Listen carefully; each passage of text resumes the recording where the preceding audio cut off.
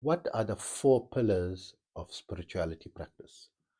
So, over the decades of practicing and trying so many avenues and so many aspects of spiritual practices, I've I went very wide and narrowed and wide again and narrowed. I said, no, I need these seven things, or just this one thing, or maybe just one other thing, two things, three things. But I came to a conclusion now in my maturity at this stage, having been practicing the science now for almost 50 years, 49 years that I'm practicing it, and teaching for 44 years.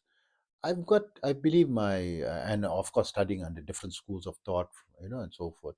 I've got an opinion which I want to discuss, and I've narrowed it down to four.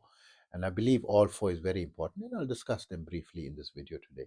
For those of you like the contents of my video, please do not forget to also like and subscribe if you haven't already. This will greatly help my channel to reach out to more people. And if you could drop a comment, I would love to hear from you, and share this with one other person or your favorite social media channel. I would very highly appreciate that. But more importantly, I want to thank each and every one of you for the precious time that you're spending, because I know there's so much things to do and so many videos on the YouTube channel, and that you've come to my channel. Welcome. And I appreciate and thank you for the privilege and honor of being able to speak to you. I've created these videos for you, right? So, for those of you who don't know me, I'm Osman, hashtag the blind Muslim yogi. I'm a bioenergy healer on a master level currently, striving to go to grandmaster level, specializing in telepathic healing of critical care recovery as well as terminal illnesses, amongst a host of other physiological, psychological, and spiritual ailments. Amazing offer that I have is a 10-minute anxiety fix for just $5, less than the price of a Starbucks coffee, delivered to you instantly, telepathically, anywhere globally, and pay only after you are satisfied. You can, for contact information, go to my website, yogawellness786.com, and you can also get more information about my services. I'm also an advanced level yoga and meditation teacher, having been practicing this art form for almost 50 years and teaching for 44 years. In that time, I had the great privilege and honor to study under various great masters who come from different schools of thought, different cultures, and across the globe, from the Far East, the Middle East, and the West, including these scientific communities. And I basically created my own unique protocols, adapted them for the 21st century, making them shorter, faster, easier, quicker, more time efficient, and results oriented. And to that end, I now have students in over 100 countries. And my favorite protocol is the 5-minute yoga and meditation program, which you can download for free by visiting my website, yogawellness786.com, where you can get more information on my services. And then um, also remember that my therapies are all natural based and not a replacement for medical treatment. So the four protocols are found because, firstly, bottom line, baseline, for spirituality practice is meditation. The best possible one method is mindfulness, because this is the most scientifically experimented and researched one. There's over 50,000 papers, saying the benefits of this. And I would say mindfulness, but is the cornerstone and the crux of everything. And you don't have to go into 1 hour and 3 hours. Start with just 2 minutes a day, right?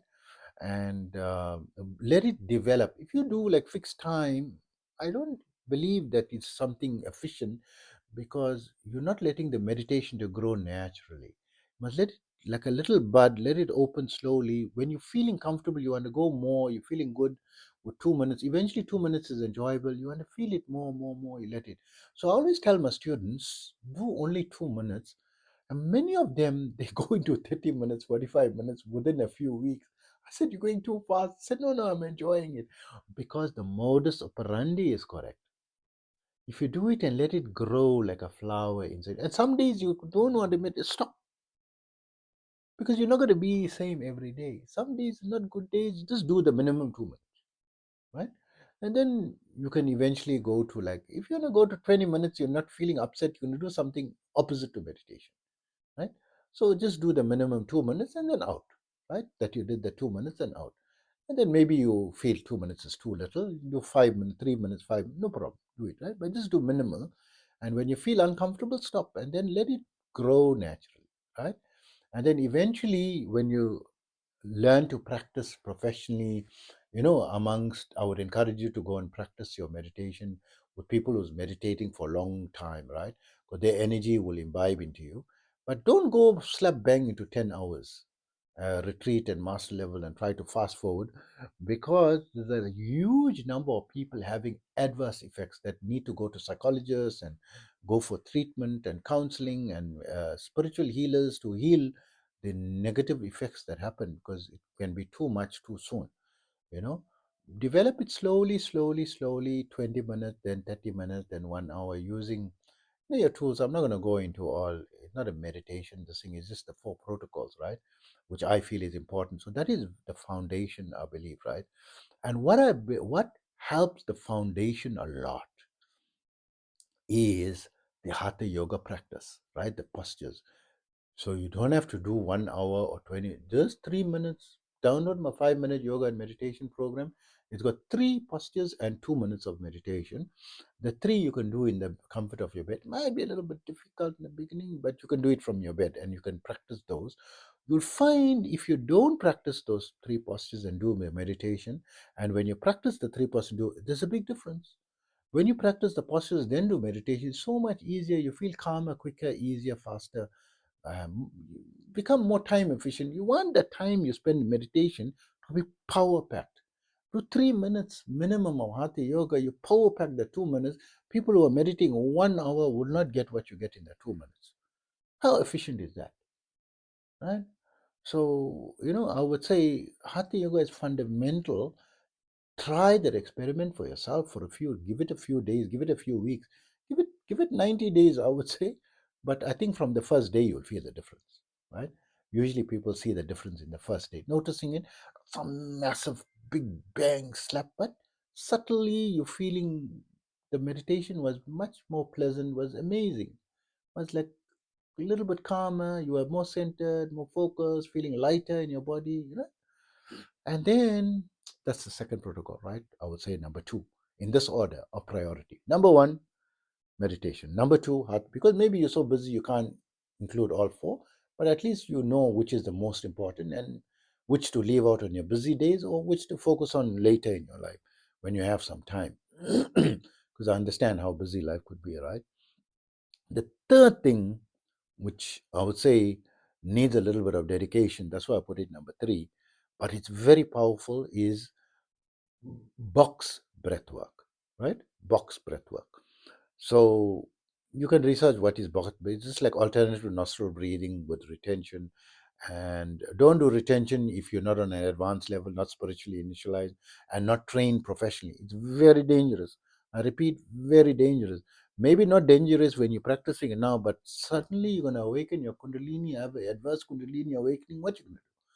Hundreds, plural, hundreds of thousands of people are affected negatively with adverse effects of involuntary Kundalini awakening. Or, it goes out of control, way out of control. You can be committed to a psychiatric institution for the rest of your life, right? Don't just go into retention. You can do simple what you learn, or even any breath work, right? It's going to be very helpful, for that matter. But the actual one that is related to yoga, that develops you and exponentially increases the rate at which you are progressing in your meditation practice, because people are spending 50 years meditating, 10 decades. I feel so sad, and you do the breath work, it's going to fast forward your development significantly, right? Significant, what's going to take you 50 years, you can do it in maybe 2 years, right? 1 or 2 years, maybe in 3 months you'll be able to do it, right? 3 to 6 months, right? So my students doing the box breath work that I teach them, and I initialize them and doing it professionally, right? Unblock all the major things so that there's no adverse effects. within 1 to 2 days is not uncommon for some of my very serious students, right, to have an out of body experience. Not all of the students, right? But not uncommon. It's like it's quite frequent. And the secret is the breath work, right? So you need to learn it professionally, the box method. And even, I mean, the professor of, I forgot his name, but neurobiology or neurology in University of California, he is considered number one scientist in the field of breath work. He now in 2025 released studies, on breath work, the advantages of breath work. Number one, it decreases depression. Number two, it improves your health markers significantly, where your life expectancy is increased by up to 30%. They've done these experiments on mice where they've removed the placebo effect from humans, right? And so this is finding. So you're going to be healthier, you're going to live, generally your propensity to live, not that everyone going to live to 100, but maybe you're supposed to live only till 40, you're going to live 30% more. 40 is 12 years more, right? 52, you'll die at 52, right, instead of when you're supposed to die at 40, right? Something like that, right? So it's different in every, but you 30% is a lot of years, right, extra and healthy years. And I spoke to one of my clients who's an old person. I said, you're gonna get, do this thing. You're gonna, improve your expect life. And he said, oh, you don't know what's old age. It's not a good. You want me to live longer? I don't want to live too long. I said, no, no. You'll even reverse. You'll feel healthy and young again because it improves your health markers, and you'll be able to enjoy life again, like when you was younger. Right? I mean, I'm 57 years old, and I still feel like no difference when I was 16 and now, right? Same energy level, same everything. Maybe sometimes my friend said, "Hey, Osman, you're getting old." Yes, of course, I know. I'm not a teenager. I don't mix with teenagers and all that. But one of my teachers was my inspiration. He was 112 years old, a yoga teacher, and he used to play football with the children, climb trees. And when he died in his sleep peacefully without any illness and sicknesses and going through stroke and bedridden for so many days. No, he was fine, and he like voluntarily left his body. You know, it's how it seemed, right? And he had like a smile in his face. He was like very calm and peaceful, right? And so forth. I said, hey man, this is what I want to do yoga for. I live and be able to do all my things. And maybe you want to still play Call of Duty, right? And and do everything, right? And so forth. So the breath work is instrumental factor in the longevity from a scientific perspective, right? So I would say number three in the protocol, and it significantly improves the rate at which you're progressing in your meditation, right? And then the fourth one, all important, is the Kriya as taught by Yogananda, but I modified and simplified it and made it ultra simple. But it's an advanced level practice. You need to be initialized and taught how to do it. And I need to do some energy work on you. Even telepathically, I can do it in order to practice that. But basically, it is developing your Kundalini energy, raising your Kundalini energy to the head and dropping it back down, raising it up and down, raising it up and down. This turbo speeds up your progress in meditation. What you cannot even achieve in a lifetime, you'll achieve it in a few years, right? I mean, I talk about the mystical heart is different from all the chakras and all that. I experience the seven chakras. I experience that, and the what's the third eye, what's the third eye. I know all these things, right? Because I'm doing the Kriya practice day. These are the four things absolutely.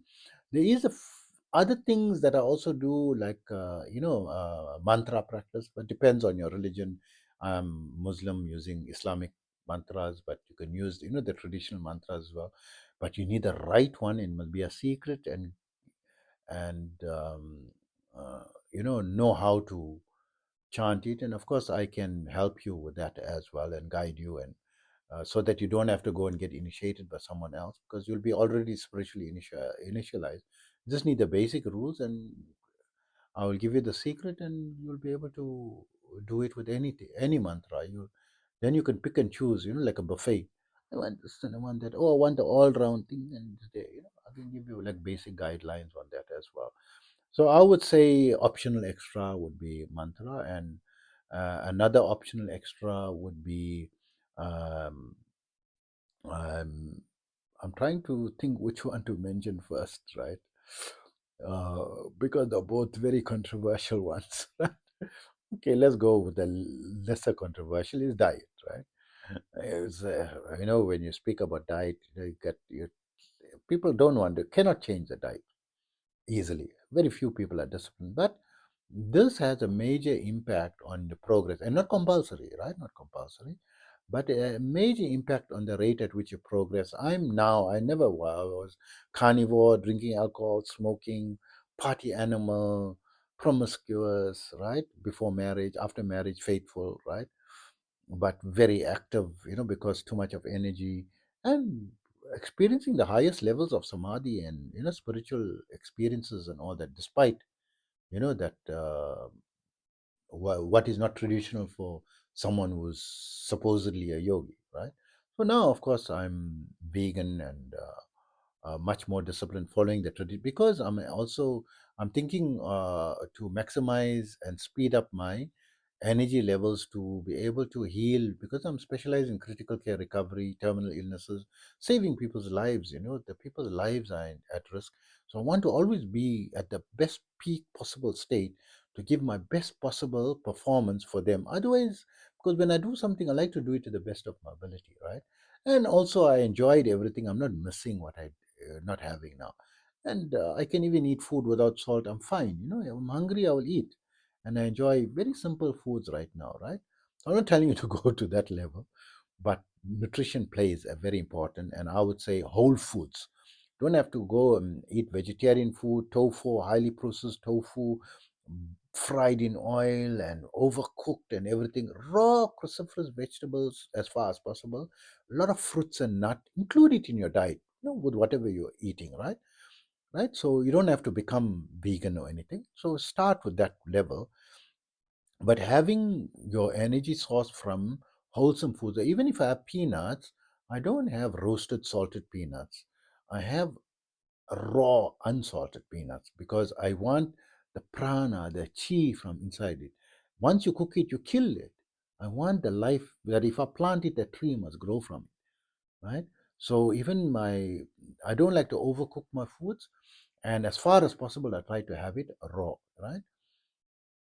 And go into the nutrition field, right? I don't want to go too much into that. That's not what this video about. It's giving you the optional extras, right? That I believe is important, and faith-based, right? So the nutrition is scientifically proven that it's going to help you, right? So follow scientific parameters, and faith-based now epidemiologically they've done epidemiological study on faith.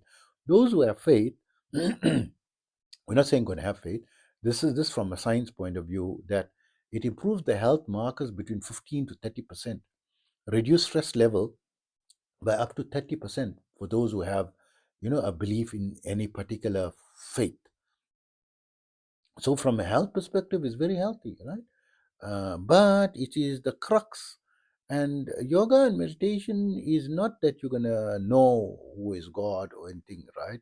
Is inconceivable. It's not possible. Those who say, they saw this light and they had the NDE, the near death experience and so on. If you see it, mean in the frame of your mind is above that. That God, that's not God. That's the energy of God, maybe a very high level of energy of God, but a form that is perceivable within the parameters of your mind or your construct. But He's not within that, He's beyond the construct of your mind and so forth, right? But to worship the creator and so forth, that is, it's a freedom of choice. I'm just mentioning it because supposedly half the planet or more than half the planet is religious, right? Supposedly, if we say 2.3 billion Christians, 1.7 billion Muslims, 4 billion that is, and there's 100 new religions being created every year currently in 2025. So more than half and population between 8 and 8.4 billion, right? No, more than half the population safely, because there's so many other religions. We never include the Hindu religion. We never include, so many other, and there are 100 new religions that are for Buddhism and so forth, right? There's a lot of, more than half is supposedly religious, right? So that's why I'm mentioning it. But the four pillars, non-negotiable, is your in order priority. Meditation number one is minimum 2 minutes a day, please, right? Minimum, right? That is non-negotiable. Whether you're spiritually awakened, do that is going to help you.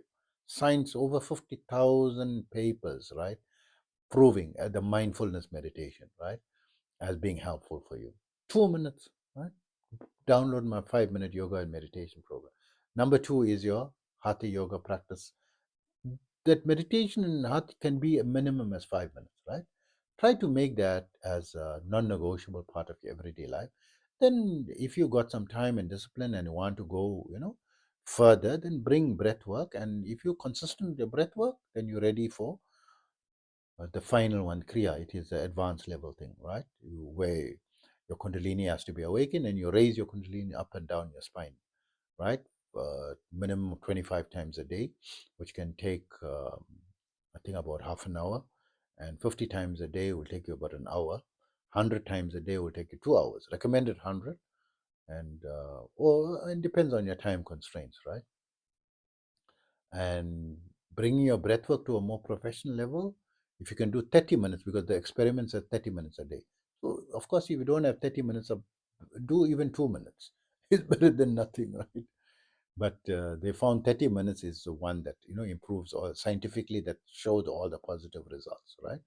That's the level of the experiment if you want to compare it to something that's empirical and that you can calculate. So I hope that information helps you, and take care of yourself always.